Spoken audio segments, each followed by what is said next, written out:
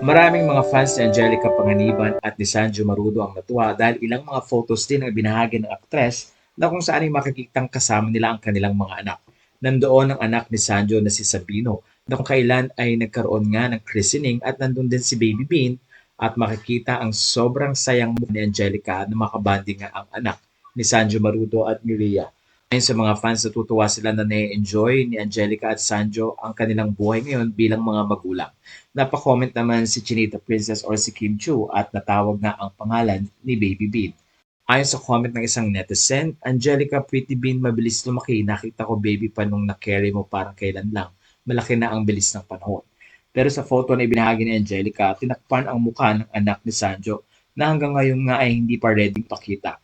Ilang mga netizen ang nais makita ang mukha ng anak ni Sanjo pero kapansin-pansin na maputi ito at mukhang nagmana nga daw sa mami na si Rhea at Taide. Pero kitang-kita din ang sobrang saya sa mukha ni Sanjo Marudo lalo na ngayon na isa na siyang ama. Kaya naman ilang mga photos from February ang ipinakita ni Angelica at ilang mga highlights ng nasabing month ang na-enjoy nila bilang magulang. Sa ngayon ay na-enjoy ni Angelica ang buhay bilang isang ina matapos din magkaroon siya ng operation. Pero laking tulong ang kanyang family na kung saan ay nagiging kaalalay ni Angelica sa kanyang pagbangon.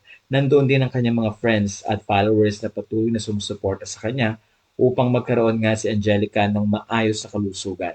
Nawala man ang mami ni Angelica pero nandoon ang mga loyal friends at pati na rin mga followers niya na patuloy na nagbibigay ng encouragement para ma-enjoy lalo ni Angelica Panganiban ang kanyang pagiging mami. Narito ang ilan sa mga highlights ng month of February sa buhay ni Angelica at kanyang mga kaibigan.